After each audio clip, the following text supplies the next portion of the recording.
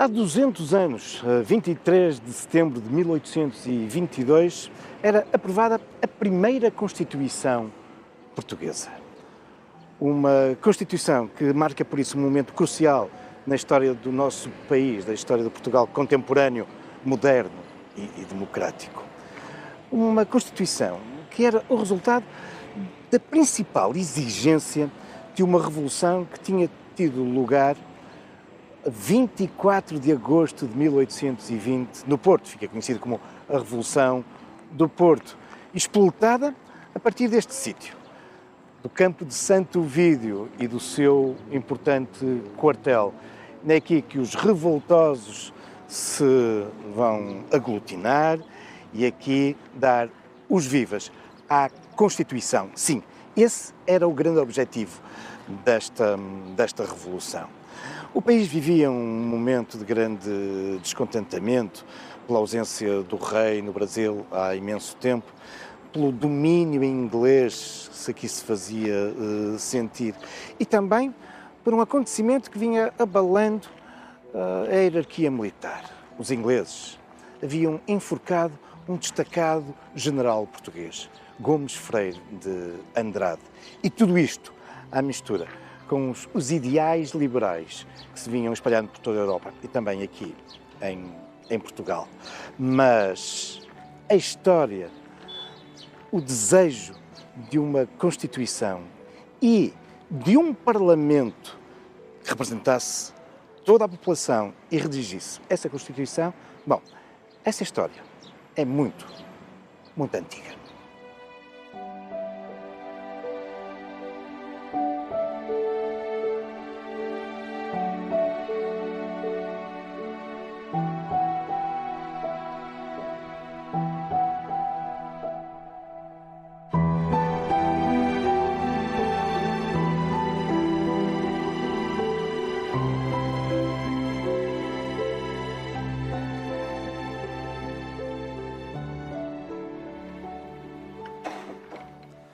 Sim, é de facto uma longa história esta que conduziu até a instituição em Portugal de um regime constitucional e parlamentar.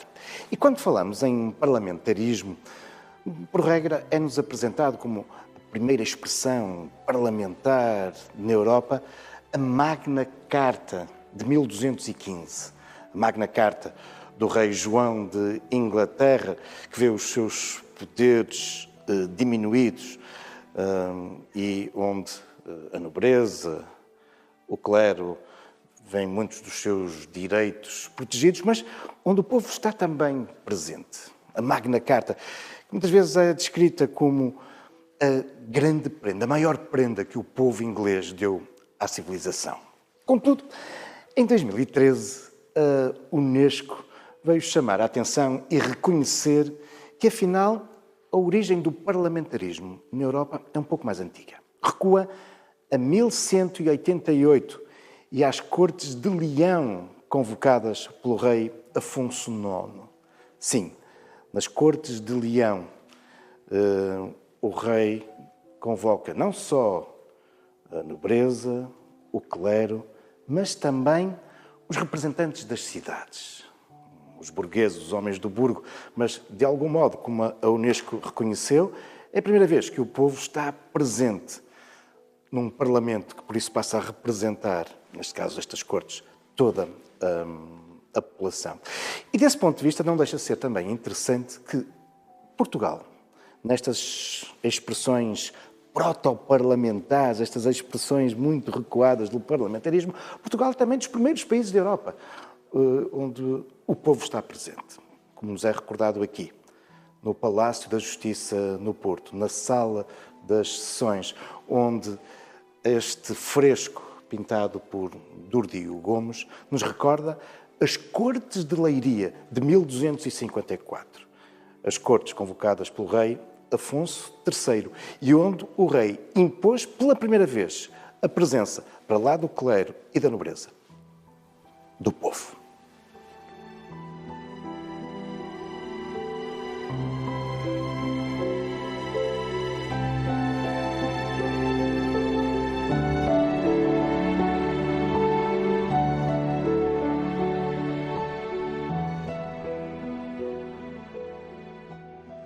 apesar destas antiquíssimas e ténues ideias de parlamentarismo, como essas Cortes de Leiria 1254, a verdade é que nos séculos seguintes não vamos assistir ao desenvolvimento desses ideais. Antes, pelo contrário, nomeadamente a partir do século XVI, especialmente do século XVII e do século XVIII, aquilo que assistimos é o alicerçar do antigo regime, isto é, com uma crescente centralização do poder na figura do rei, o rei absoluto, daí o absolutismo.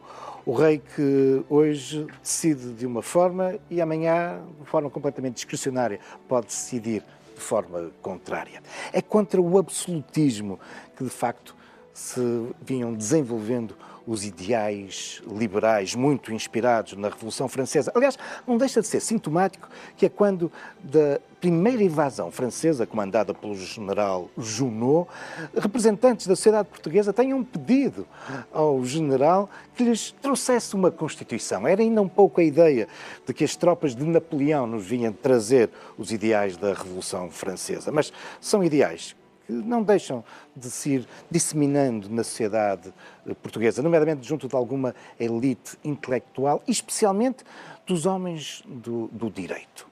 E é isso que vai dar origem ao 24 de agosto de 1820, e a partir aqui do Porto, e nomeadamente com gente do direito.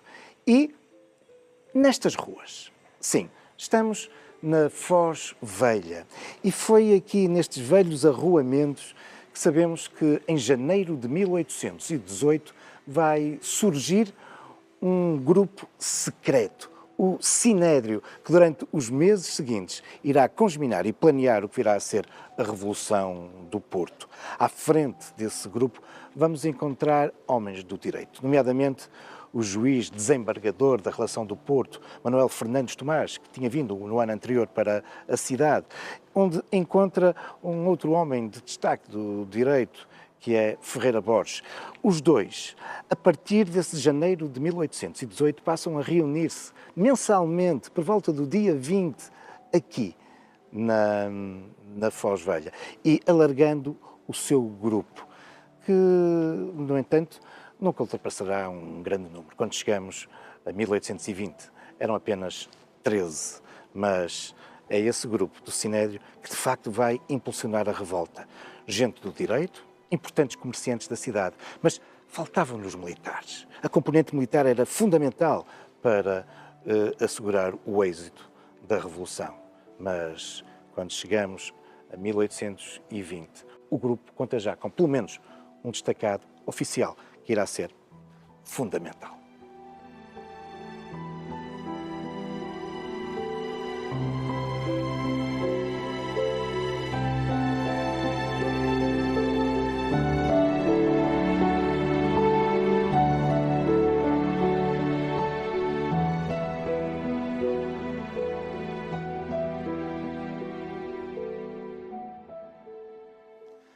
A adesão de oficiais ao Sinédrio e ao espírito conspirativo contra o absolutismo e contra o domínio inglês no país foi, de facto, decisivo para o eclodir daquela que irá ficar conhecida como a Revolução do Porto. O 24 de agosto de 1820, se quiserem, enfim, mal comparado à nossa Revolução Francesa.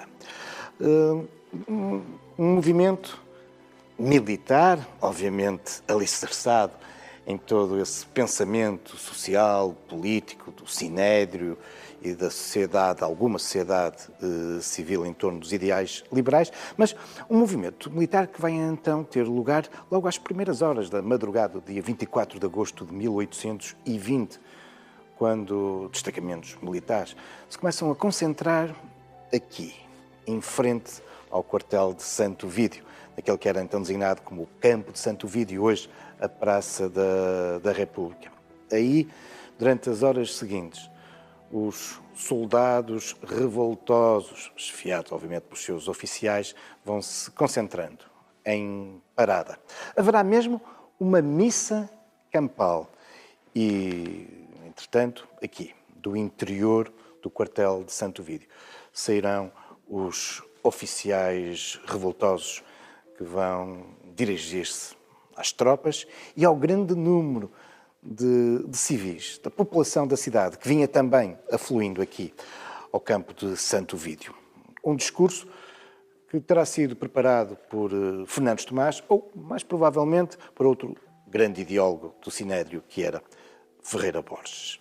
Um discurso onde as duas ideias força são, por um lado, exigir o regresso do rei e da corte, que permaneciam no Brasil desde que para lá haviam fugido a quando das invasões francesas, e, por outro, a defesa de um regime constitucional. Aliás, durante essa manhã aqui na Praça de Santo Ovídio e depois já à tarde na Praça Nova, no edifício da Câmara Municipal, onde se vai constituir a junta governativa do país, os vivas são à Constituição. Esta Revolução do Porto vai rapidamente alastrar pelo resto do país. Muitas outras cidades e vilas vão aderindo a esta Revolução liberal. Também em Lisboa, já em meados de agosto, e também em Lisboa, se vai nomear uma junta governativa. As duas, a de Lisboa e a de Porto, acabarão por chegar a acordo, por se fundir a 27 de setembro.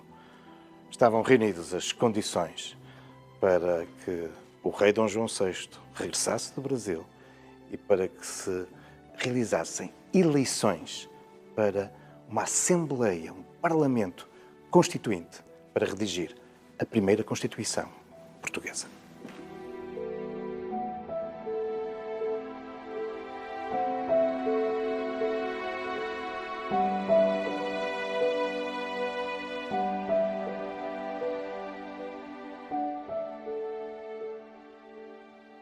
Depois do sucesso da Revolução do Porto, depois destes acontecimentos cruciais que têm lugar em agosto e setembro de 1820, o processo que irá conduzir à aprovação da primeira Constituição portuguesa em setembro de 1822 e o rei Dom João VI, que entretanto regressara do Brasil, claro, perante esta pressão da Revolução, mas perante também o rei jurar essa Constituição já no início de outubro de 1822, o processo, dizia-vos, vai ser muito rápido.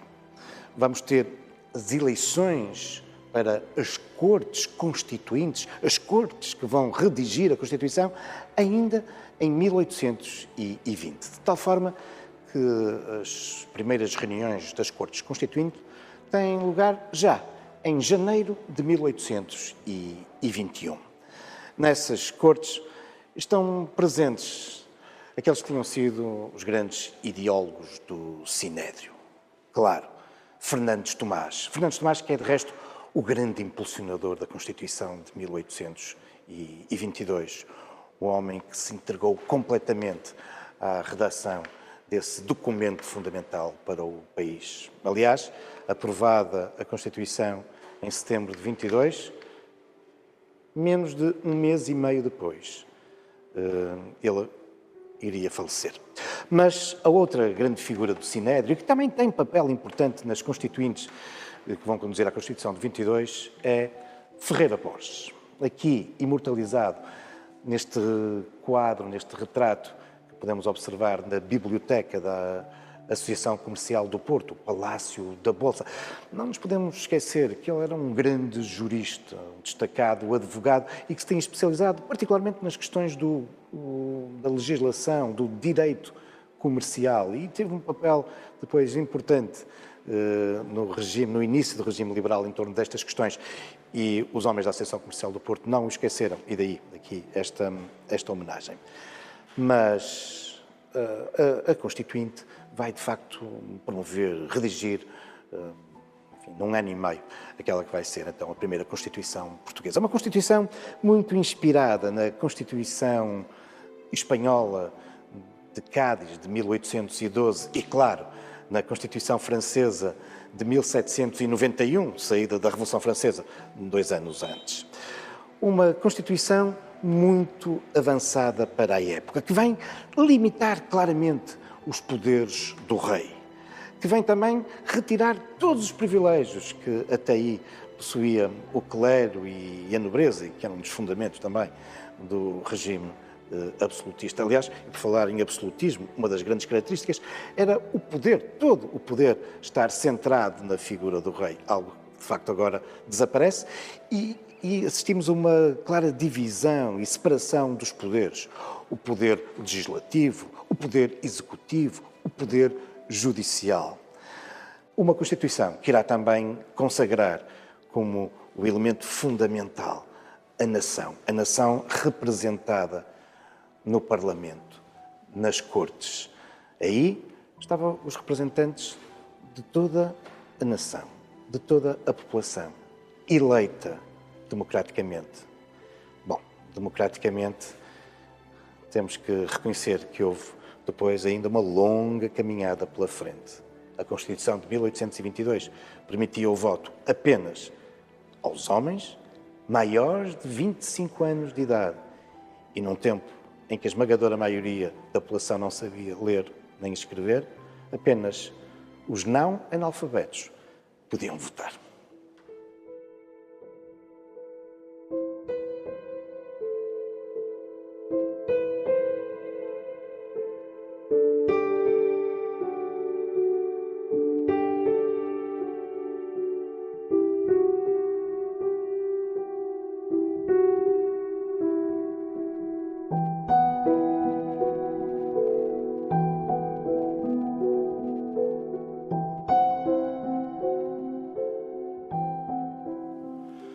Apesar da sua importância para a história de Portugal, apesar de documento incontornável quando falamos da história da democracia em Portugal, a Constituição de 1822 vigorou durante muito pouco tempo.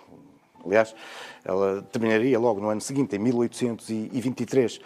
É certo que regressará em 1836, mas de novo por um curto período, até 1838, embora com algumas transformações, possamos assumir que ela vigorou até 1842. Mas porquê? Depois de tanta luta pelo aparecimento de uma Constituição no nosso país, porquê é que a Constituição de 22 vigorou assim tão pouco tempo? Bom, tratava-se, com efeito, de um documento muito avançado, considerado na época das mais avançadas constituições europeias. Isso acabou por explotar muita resistência, desde logo dos setores mais conservadores da sociedade, nomeadamente dos muito absolutistas que continuavam, obviamente, a existir no nosso país, mas dentro do próprio movimento liberal, nomeadamente daqueles que se tinham juntado à Revolução de 24 de Agosto, não tanto pelos ideais liberais, mas porque queriam o regresso do rei e da corte, queriam ver-se livre dos ingleses e não estavam assim tão preocupados com as questões ideológicas. Também muitas dessas franjas do movimento revolucionário liberal estavam agora contra a Constituição de 22. Ela trazia, de facto, profundas mudanças, até ao nível das mentalidades no nosso país. Aliás, em 1823, um dos príncipes, Dom Miguel, irá mesmo desenvolver um golpe, a Vila Francada, que acabará por levar, enfim, ao fim da Constituição de 1822. Ela acabará por ser substituída em 1826 por um outro documento, a Carta Constitucional. E aqui que nos surge uma figura crucial em toda a história liberal do nosso país. O rei Dom Pedro IV, que aqui podemos observar nesta pintura que domina a grande sala de leitura da Biblioteca Municipal, em São Lázaro. Ou essa estátua da Praça da Liberdade, onde Dom Pedro, sintomaticamente, vemos empunhar um documento. É Dom Pedro segurando e defendendo essa Carta Constitucional. Um documento que procurava, de algum modo, conciliar os setores mais progressistas, mais revolucionários, os defensores da Constituição de 22, com aqueles que eram mais conservadores. Mas, de facto, esta Carta Constitucional nunca será bem aceite pelos vintistas, por essa facção mais revolucionária do movimento liberal. Pelo contrário, a Carta Constitucional será sempre assumida como uma afronta aos ideais iniciais do movimento liberal. Bom, desde logo, porque a Carta Constitucional, ao contrário da Constituição de 22, tinha sido sufragada pelo Parlamento, representante de toda a nação. A Carta Constitucional tinha sido imposta pelo monarca. E havia muitos aspectos em que havia um claro recuo.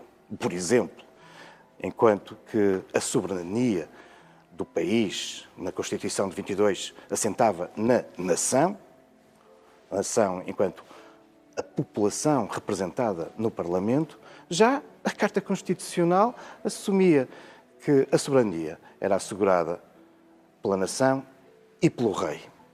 Rei que tinha também um poder executivo, quando na Constituição esse poder executivo emanava apenas e só do Parlamento. E por falar em Parlamento, enquanto a Constituição de 1822 assumia apenas um Parlamento, uma Câmara, a Carta Constitucional de 1826 vem impor duas câmaras. A Câmara dos Deputados, eleita, mas também a Câmara dos Pares. E esta era constituída por elementos, fundamentalmente da nobreza e do clero, nomeados pelo rei.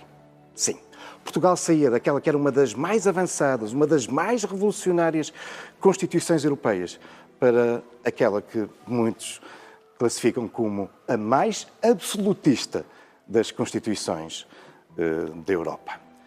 E, claro que a história é o que foi, não existe futurologia na história. Mas muitas vezes podemos interrogar se a Constituição de 1822 tivesse prevalecido, remetendo o rei apenas e só para um aspecto meramente simbólico, será que o movimento republicano, que irá crescer muito no final do século XIX e no início do século XX, decorrente da intervenção do rei, seja, por exemplo, na famosa crise do Ultimato, em 1890, ou então a ação do rei Dom Carlos, que leva à instauração da ditadura de João Franco, já no início do século XX, será que, se o rei não tivesse esse poder que a Carta Constitucional lhe outorgava, será que o movimento republicano teria vingado no nosso país?